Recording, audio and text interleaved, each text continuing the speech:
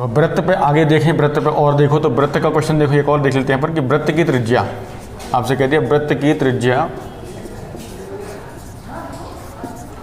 की त्रिज्या में हमारे पास कह दिया गया यहाँ पे कि वृत्त की त्रिज्या है उसमें कह दिया 40% की कमी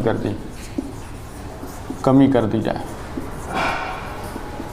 वृत्त की त्रिज्या में 40% की कमी कर दी जाए तो हमसे कहा था तब उसके क्षेत्रफल पर क्या प्रभाव पड़ेगा, उसके क्षेत्रफल पर क्या प्रभाव होगा, क्या प्रभाव होगा।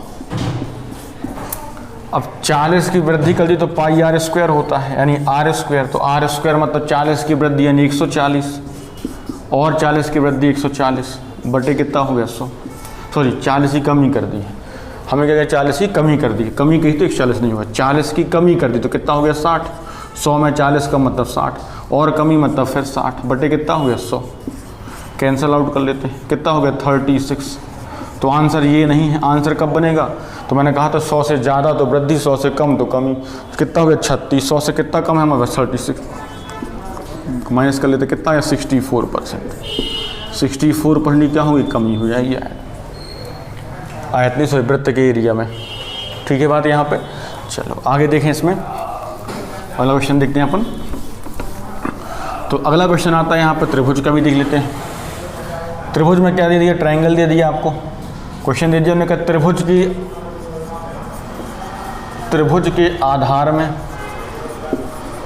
के आधार में यानी बेस में 10% की वृद्धि कर दी जाए,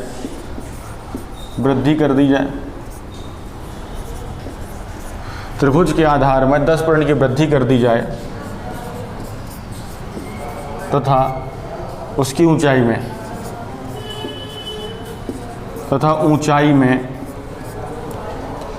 30% की कमी कर दी जाए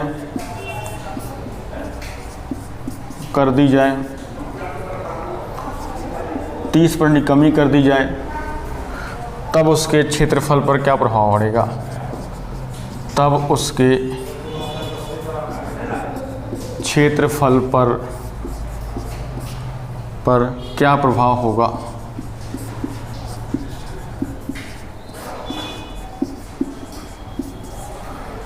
अब उस त्रिभुज के आधार में 10 की वृद्धि कर दी, आधार में 10 की वृद्धि कर दी यानी कितना हो गया 110, क्योंकि त्रिभुज का एरिया क्या होता है, त्रिभुज का एरिया क्या होता है 1/2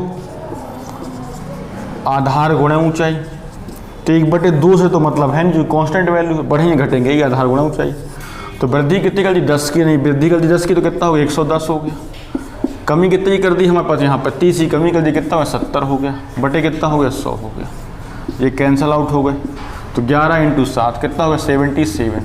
अब 77 तक कम हो गया, कितना कम हो गया 33% क्या होगी कमी, 33 नहीं सॉरी 33 आएगा ना, 30 नहीं सॉरी 23% क्या हो जाएगी कमी हो जाएगी हमारे पास यहाँ पे। ठीक है बात यहाँ पे, तो ये हो गया हमारे यहाँ पे क्वेश्चन, तो ये हो गया हमारा रिजल्ट यहाँ पे। एरिया पर जितने सवाल थे तो एरिया के सारे सवालों में देख लिया रिजल्ट चेंज, एरिया के हर सवाल में रिजल्ट चेंज हमने यहाँ पर देख लिया। क्षेत्रफल देखा था रिजल्ट चेंज के साथ, इसमें देखते हैं अपन आयतन को रिजल्ट चेंज के साथ, आयतन के क्वेश्चन कैसे बनेंगे। तो आयतन में पहला देखते हैं अपन यहाँ पर, सबसे पहला पॉइंट जो पहला डायग्राम पकड़ते हो करते हैं अपन बेलन, बेलन मतलब सिलेंडर, सिलेंडर पकड़ते हैं अपन यहाँ पे। तो बेलन में हमारे पास इसका फॉर्मूला याद रखो, बेलन के आयतन क्या होता है, बेलन का जो वॉल्यूम होता है तो बेलन के आयतन का फॉर्मूला क्या होता है πr²h, यानी कि क्या होगा r, पाई तो कांस्टेंट है, r² यानी r × h, ये अपना फॉर्मूला है। ठीक है, पाई तो कांस्टेंट है अपने पास। अब क्वेश्चन क्या पूछा गया हमसे यहाँ पर, तो हमसे क्वेश्चन दिया जाएगा, क्वेश्चन क्या रहेगा वो लिख लीजिएगा आप कॉपी में चाहो तो, या देख लीजिएगा।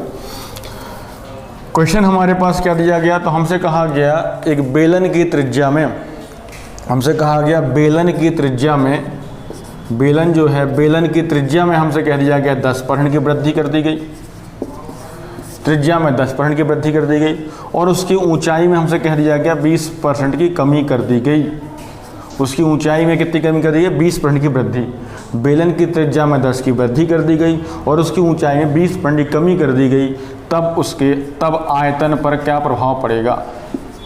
तब आयतन पर क्या प्रभाव होगा? ये हमारा क्वेश्चन है।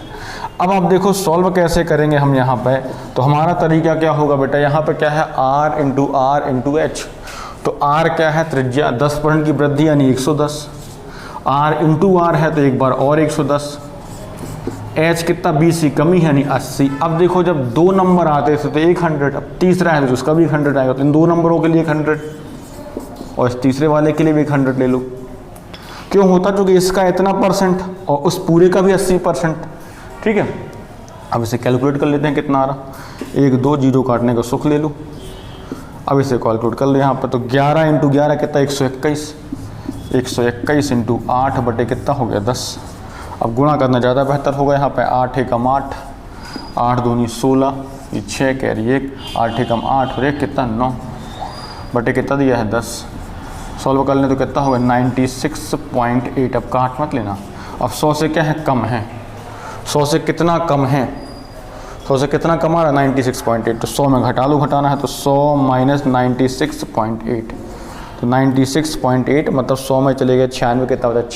4 भी नहीं है, क्या है? 3.2, 3.2% की क्या हो जाएगी? कमी। 100 से जितना ज़्यादा वो वृद्धि, 100 से जितना कम कमी। ठीक है, तो ये हो गया हमारे यहाँ बेलन की बात। एक और देख लो बेलन में क्वेश्चन हमारे पास यहाँ समझ में आ गया सबको। अब देखो बेलन में एक और क्वेश्चन देखते हैं अपन यहाँ पे बेलन के साथ। बेलन का फॉर्मूला याद रखना कि बेलन का फॉर्मूला क्या है हमारे पास। जो फॉर्मूला है वो याद रखना अपने पास। यहाँ पे हमारे पास कह दिया बेलन के लिए जो क्वेश्चन दिया हमारे यहाँ पे, हमसे कह दिया उसकी त्रिज्या में, बेलन की त्रिज्या में 20% की कमी कर दी गई। त्रिज्या में 20% की कमी कर दी गई तथा उसकी ऊंचाई में जो है हमारे यहाँ पर 10% की वृद्धि कर दी गई, तब उसके एरिया पर क्या प्रभाव, आयतन पर, तब उसके आयतन पर क्या प्रभाव होगा। तो भाई त्रिज्या में 20 की कमी, तो हमारा फॉर्मूला क्या था? Pi r square h, r into h. तो 20 की कमी 80, फिर 20 की कमी वो 80 जो कि आर स्क्वायर था, इंटू एच 10 की वृद्धि 110 बटे इस 0 के 100 कितने आएंगे? 100 इन दोनों के लिए, 100 इन दोनों के साथ इसको लेने के लिए। अब इसे कैलकुलेट कर लिया, 1 2 1 2 1 1 चला गया। 8 इंटू 8 64 इंटू 11 बटे कितना है? 10। अब इनके गुणा कर लेना चाहो गुणा कर लेते हैं। 11 चौके 44, 11 छक्के 66 और 4 कितना है? 70 बटे 10 यानी कितना आ गया? 70.4। अब 70.4 मतलब क्या है? कमी है। तो कमी कितनी हो गई हमारे पास? तो कमी देखनी है तो कितनी हो जाएगी? 100 में घटा दो कितना? 70.4 माइनस कर लेते हैं। अब 100 में चले गए 70 तो कितना बचा? 30 और 30 में 0.4 और कम कर लो तो कितना होगा? 29.6% की क्या होगी? कमी हो गई यहाँ पे। ये हो जाते हैं बेलन के सवाल। बन जाएगा बेलन करते हैं सबसे। वृद्धि 100 से ऊपर चले गए तो भाई वृद्धि है, 100 से यदि ऊपर हो गया तो सवाल में क्या हो जाएगी? वृद्धि हो जाएगी। 100 से नीचे चले तो क्या हो जाएगी? कमी हो जाएगी हमारे पास। ये हो जाता है वृद्धि कमी के साथ होगा यहाँ पर। चलिए बेलन के बाद अगला पकड़ लेते हैं पर यहाँ पे शंकु। कोण, शंकु पकड़ लेते हैं, कोण को देख लेते हैं। तो शंकु का जो आयतन होता है, इसके आयतन का फॉर्मूला क्या है ये याद रखें अपन।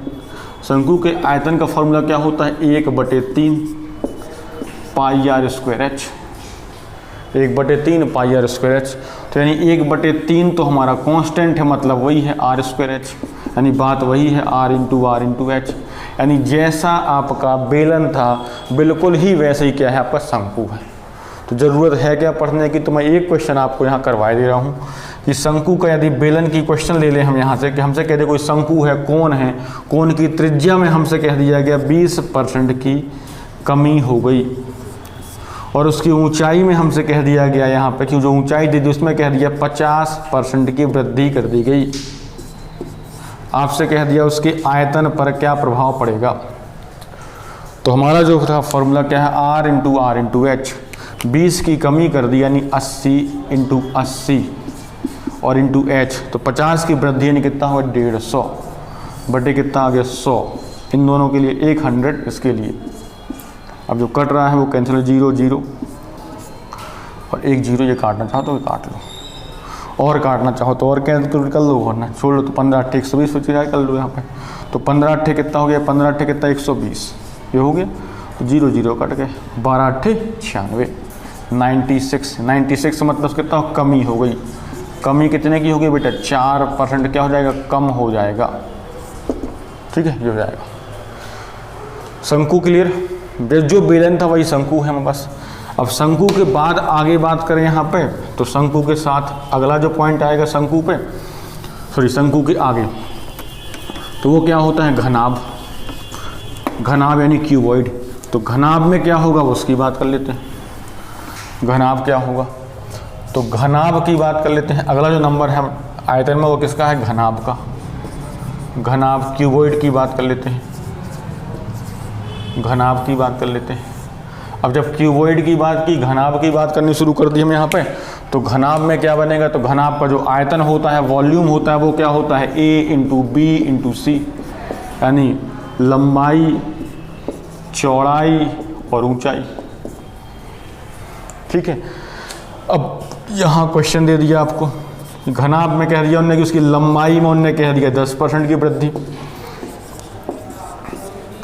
चौड़ाई में आपसे कह दिया यहाँ 20% की कमी, और ऊंचाई में आपसे कह दिया मान लिया यहाँ पे 40% की वृद्धि।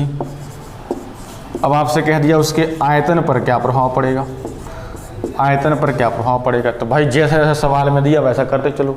अब यहाँ देखें तो हमारे पास क्या है, 10 की वृद्धि, A इंटू बी, 10 की वृद्धि यानी 110, 20 की कमी मतलब 80, 40 की वृद्धि यानी 140 बटे कितना हो गया 100।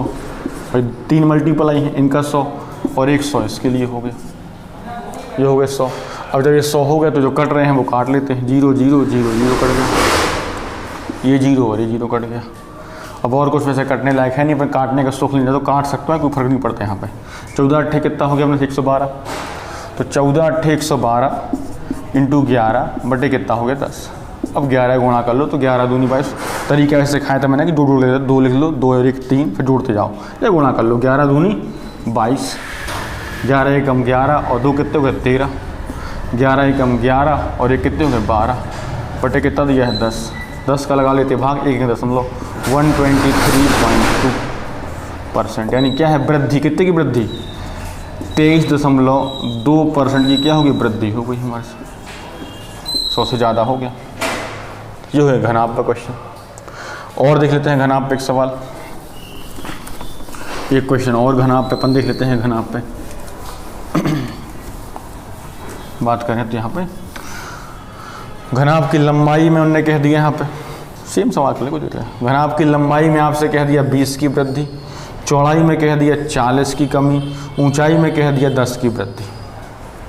तो क्या प्रभाव पड़ेगा आयतन में, तो 20 की वृद्धि 120, 40 की कमी यानी कितना हो गया 40%, ये सब परसेंट, 40 की कमी कितना हो गया 60, 10 की वृद्धि यानी कितना 110 बटे कितना हो गया 100 इन दोनों के लिए, और 100 इन दोनों को मिलाकर के 110 के लिए। ये 0 0 कट गए, ठीक है, एक 0 और काट लेते हैं।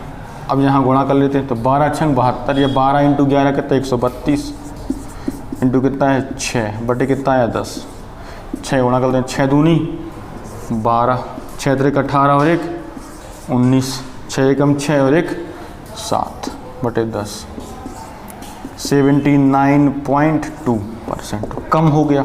कितने की कमी हो गई हमारे पास, तो यहाँ देख लेते हैं, 100 में घटा देते हैं 79.2, कितना हो गया हमारे यहाँ पे, तो 100 में 79 माइनस कर लिया, 100 में 80 माइनस किया तो 20, 21.2, 21 आ गया, तो 21 ना हो गया तो 20.8 हो जाएगा, ठीक है, कितना हो गया 20.8% क्या होने की कमी हो गई हमारे यहाँ पे। तो ये हो गया बेटा घनाभ के लिए सवाल, क्लियर बात है यहाँ पे। अब अगली चीज़ जो आयतन आती है वो किसका आता है, घन का और गोले का। तो घन और गोले में क्या होगा उसकी बात कर लेते हैं कि घन और गोला क्या हुआ। तो अगला देखें यहाँ पे घन के लिए, घन पे आयतन क्या होता है और गोले के लिए क्या होता है। इनके फॉर्मूले याद हों आपको तो कोई दिक्कत ही नहीं होती घन और गोले के लिए। घन का क्या है और गोले का क्या है वो देखो यहाँ पे। घन की बात करें यहाँ पे, यदि क्यूब की बात कर लें तो गोले पे घन पे क्या होगा। तो घन की यदि बात करें यहाँ पर तो घन जो है क्यूब का आयतन क्या होता है। तो घन का आयतन क्या होता है अपने पास ए क्यूब मतलब भुजा का क्यूब, यानी हमारे पास क्या बना ए इंटू ए, यानी घन में सिर्फ एक ही भुजा बढ़ेगी। अब क्वेश्चन दे दिया हमारे पास घन की भुजा में, घन यानी क्यूब, घन की भुजा में साइड में, घन की भुजा में 10% की वृद्धि हो जाने से, 10% की वृद्धि हो जाने से उसके आयतन पर क्या प्रभाव पड़ेगा। उसके आयतन पर क्या प्रभाव होगा, क्या प्रभाव होगा ये। अब घन के आयतन पर क्या प्रभाव पड़ेगा, तो हमारे पास जब सॉल्व करें हम यहाँ पर तो घन के आयतन में क्या प्रभाव पड़ेगा, तो भाई वॉल्यूम निकालना है क्या प्रभाव पड़ने वाला है। तो हमें पता है कि भाई घन की भुजा ए इंटू ए यानी सारे ए हैं, 10 की वृद्धि यानी 110, फिर 10 की वृद्धि कहलाएगी 110 चूँकि सब भुजाएं बराबर ही होती 110, ये बटे कितना हो गया 100 इंटू कितना हो गया 100, 0 कैंसिल आउट कर लेते हैं यहाँ 0। 11 का क्यूब कितना हो 13 31 बटे कितना है 10, कितना 133.1%, 100 से कितना ज़्यादा है अपना 33.1%, ये क्या हो जाएगी वृद्धि। ठीक है बात। तो जैसा घन है, जो घन है सेम सवाल यदि बात करें तो घन जो आएगा वैसे ही क्या आएगा गोला आएगा, वैसे ही क्या होता है गोला होता है। घन की तरह ही बिल्कुल क्या होगा गोला, गोला जो होता है आपका स्फीयर जो होगा हमारे पास वो बिल्कुल घन का आयतन जो होता है वो क्या होता है ए क्यूब, और गोले का आयतन क्या होता है 4/3, गोले का आयतन 4/3 पाई आर क्यूब, और 4/3 पाई आर क्यूब मतलब 4/3 पाई कांस्टेंट है, बचा क्या आर इंटू आर। अब यहाँ घन की जगह अगर मैं यहाँ कर दूँ गोला, अब गोले की भुजा नहीं होगी तो गोले में क्या होगी बेटा त्रिज्या, गोले की त्रिज्या में 10 की वृद्धि कर दें तो उसके आयतन पर क्या प्रभाव, सेम सवाल यही हो जाएगा। तो ये क्या हो गया हमारे पर इससे प्रभाव हो गए। तो ये हो गया आपका आयतन के साथ रिजल्ट चेंज कंप्लीट। ठीक है, तो आयतन के साथ रिजल्ट चेंज हो गया। आयतन में कभी रिजल्ट नो चेंज का क्वेश्चन नहीं बनता है। एरिया वाले जो क्वेश्चन थे मेंसुरेशन वाले उस पर रिजल्ट नो चेंज का क्वेश्चन बनता है। अभी इसी में एक और पॉइंट देख लेते हैं रिजल्ट चेंज वाला, प्रॉफिट एंड लॉस का क्वेश्चन। इसी में रिजल्ट चेंज में एक और बनता है सवाल प्रॉफिट एंड लॉस वाला, तो वो भी अपन इसी के साथ कंप्लीट करते हैं। इसको क्या बनता है प्रॉफिट एंड लॉस वाला रिजल्ट चेंज वाला सवाल, वो भी अपन इसी में समझ लेते हैं। क्या बनेगा वो समझ लेते हैं अपन यहाँ पर, देख लेते हैं अपन यहाँ पर रिजल्ट चेंज के साथ ही क्या बनेगा प्रॉफिट एंड लॉस पे। प्रॉफिट एंड लॉस पे क्या बनता है, चीज़ों को अलग अलग नहीं पढ़ाया जाता, लिंक किया जाता है, जो चीज़ें लिंक हो सकती हैं। तो प्रॉफिट एंड लॉस पे क्या बनेगा, तो प्रॉफिट एंड लॉस के साथ जब यहाँ बनता है तो क्या होता है, आपसे कह दिया एक दुकानदार, आपसे कह दिया गया एक दुकानदार अपनी वस्तु का मूल्य 40% बढ़ाकर अंकित करता है।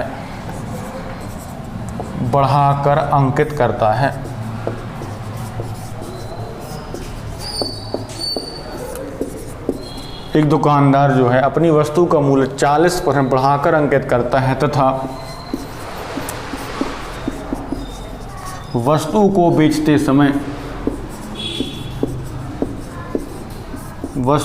बेचते समय एक दुकानदार अपनी वस्तु का मूल्य 40% बढ़ाकर अंकित करता है तथा वस्तु को बेचते समय 20% का डिस्काउंट देता है, 20% का डिस्काउंट देता है या यहाँ छूट कह सकते उसे, छूट देता है, तब उसे कितने प्रतिशत की लाभ या हानि होगी, कितने प्रतिशत की लाभ या हानि होगी। बहुत दिनों से पढ़ाए नहीं तो हानि होगी। अब देखो 40% दुकानदार ने, ध्यान समझना क्वेश्चन को, कुछ नहीं है, कॉन्सेप्ट वही है। क्योंकि पढ़ाने का तरीका हमेशा मेरा ये होता है कि भाई एक ही कॉन्सेप्ट पर जितनी चीज़ें बन सकती हैं, जिस जिस चैप्टर में जहाँ जहाँ, वो सारी एक साथ ही खत्म कर दी जाए। जो आपने मेंसुरेशन वाले क्वेश्चन देख लिए, वो मेंसुरेशन में जाके पढ़ते हैं बहुत सारे लोग, लेकिन अपन ऐसा नहीं करते। जो चीज़ जहाँ जहाँ लिंक होगी वहीं ख़त्म करें। मूल्य कितना बढ़ा के अंकित कर दिया बेटा, 40% बढ़ाकर अंकित कर दिया। 40 बढ़ा दिया मतलब 140। वस्तु को बेचते समय डिस्काउंट कितना दे दिया, 20। डिस्काउंट मतलब 100 की चीज़ 20 कम कर दी, 80 छूट कर दी, इसने छूट दे दी। तो 20 कम कर दिए मतलब कितना कर दिया, 80 बटे कितना हो गया, 100। सेम चीज़ 0 0 0 0। 14 अट्ठे कितना हो गया, 112। 100 से ज़्यादा है तो भाई वो प्रॉफिट है, 100 से ज़्यादा है तो वो लाभ है, 100 से कम है तो हानि। यानी क्या है, 12% का क्या होगा, उसे लाभ होगा। सवाल ख़त्म हो गया। हमें कोई यहाँ क्रय मूल्य विक्रय मूल्य कुछ नहीं निकालना। अनावश्यक क्रय मूल्य विक्रय मूल्य मान के करोगे टाइम खराब हो जाएगा। और देख लेते हैं, एक दुकानदार अपनी वस्तु का मूल्य, मान लीजिए हमें दे दिया गया कि वस्तु का मूल्य जो है 20% बढ़ाकर अंकित करता है, तथा वस्तुओं को बेचते समय हमें कह दिया गया 10% का डिस्काउंट देता है। तो ऐसे कितने % का लाभ या हानि होगी। सीधी सी बात है, अगर वो बढ़ा रहा है और फिर डिस्काउंट दिया तो लाभ तो हो नहीं, घाटे वाले सवाल बनेंगे नहीं। घाटा भी करने के लिए कोई बेवकूफ़ हो जाए तो घाटा भी कर सकता है कि 20% बढ़ाकर अंकित कर दिया मतलब कितना कर दिया, 120। 10 का डिस्काउंट दे दिया मतलब कितना दे दिया, 90 बटे कितना हो गया, 100। Cancel out. 12 नंबर कितना हो गया, 108। 12 नंबर 108 मतलब 100 से कितना रहता है, 8। यानी 8% का क्या हो गया, उसे लाभ हो गया। ठीक है। हानि भी हो सकती है अगर दुकानदार दिमाग न लगाए। अब जैसे मान लो कहते हैं एक दुकानदार ने अपनी वस्तु का मूल्य 20 बढ़ाकर अंकित कर दिया, ठीक है, और जब बेचता है तो बेचते समय उसने क्या कर दिया, यहाँ पे 30% का डिस्काउंट दे दिया। 40 का दे दिया, 50 जो भी देना है उसे, 30 का क्या कर दिया, उसने डिस्काउंट दे दिया। अब 30% का डिस्काउंट दे दिया तो उसे कितने % की लाभ या हानि होगी। तो बेटा देखो 20 बढ़ा दिए यानी 120, 30 का डिस्काउंट मतलब कितना हुआ, 70 बटे कितना, 100 कट गया 0 0। 12 सत्ते 84, 84। 100 से क्या हो गया, कम। तो 100 से कितना कम हो गया अपने पास, यहाँ पे 16 कम हो गया। तो 16% का क्या हो गया, उसे हानि हो गई, हो गया नुकसान। तो ये क्या हो गया, 16% की हानि हो गई उसे यहाँ। ठीक है बात। तो ये होते हैं बेटा रिजल्ट चेंज के साथ जितने केस बनते थे वो लगभग हमने सारे ख़त्म कर दिए, जो उनकी उम्मीद ज़्यादा रहती है आपके एग्जामों में आने की।